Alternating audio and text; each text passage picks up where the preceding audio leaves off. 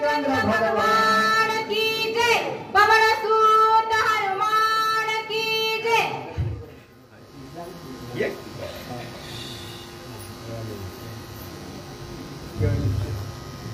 राम विनाया दृष्टी देखता माझा दुःख कोटी, या लागी तिची लागे भेटी, तेवतीची गोष्ट रुचिना। सिद्धी बुद्धी झाला आता गणपती बाप्पाला वंदन करून, प्रभू रामचंद्राला वंदन करून श्रोते सज्जन मायबापचे नतमस्तक होऊन कथेचे अनुसंधान त्या ठिकाणी भरत प्रभू रामचंद्राला सांगत आहे, हे प्रभू रामचंद्रा, त्या ठिकाणी तू असणारा अयोध्येमध्ये जर दिसला नाही सिंहासनावर तर मला अतिशय दुःख होईल, त्यामुळे मी अयोध्येकडे जाणार नाही। नंदीग्रामी करणी अयोध्येतील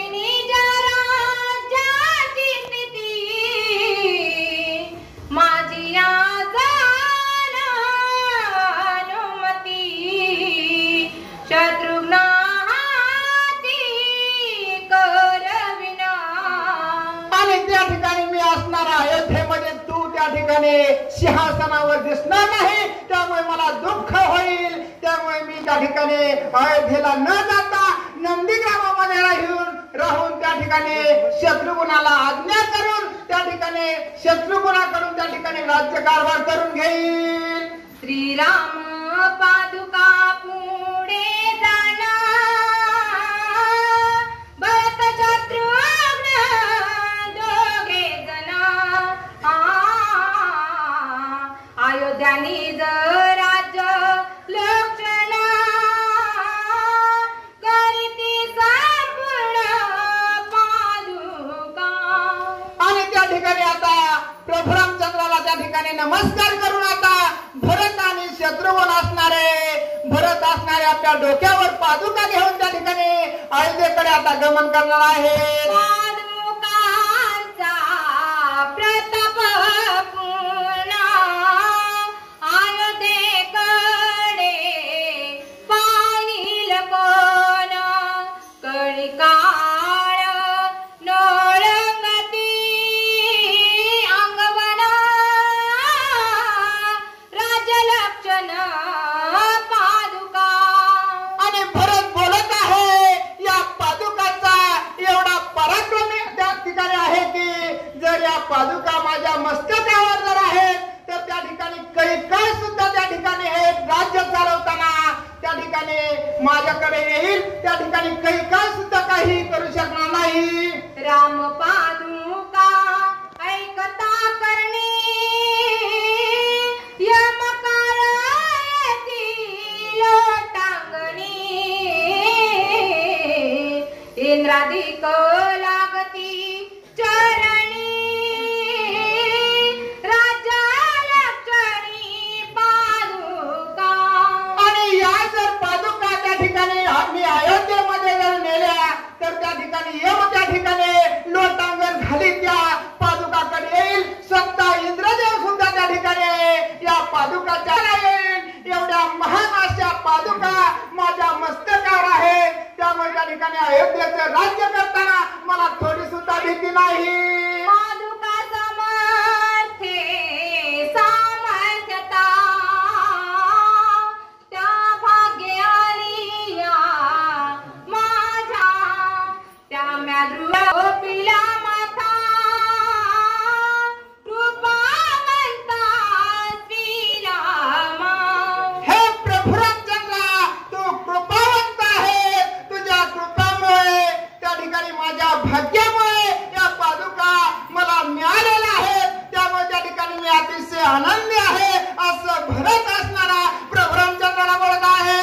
श्रीराम वियोगाचे दुःख पादुका पावता गेले निषेध, पादुका पाहता पणंद सुख, आत्यंतिक श्रीरामा। आणि आता प्रभू रामचंद्र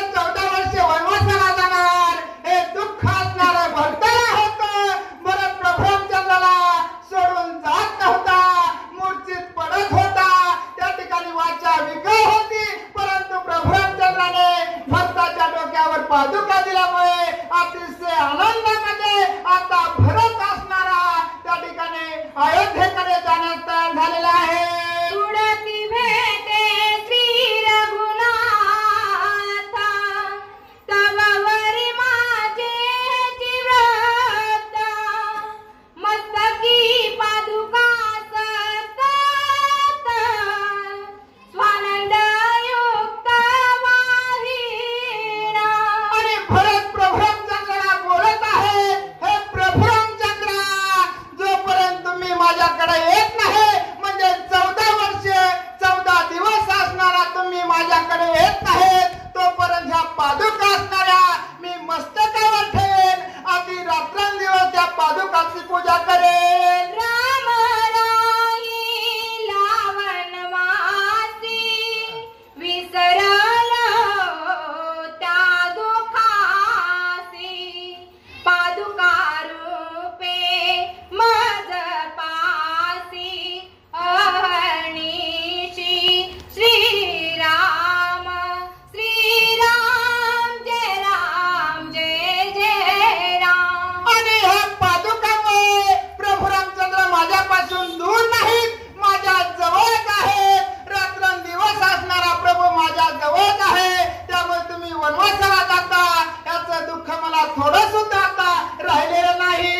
तुझसी वियोग रघुनाथा, येतोनी माझ नाही आता, उल्हास भरताची चित्ता, स्वानंदता गरजत, श्रीराम जय जय राम. आणि प्रभुरामचंद्राच्या वनवासाचं दुःख असणारं भरताला अतिशय होतं.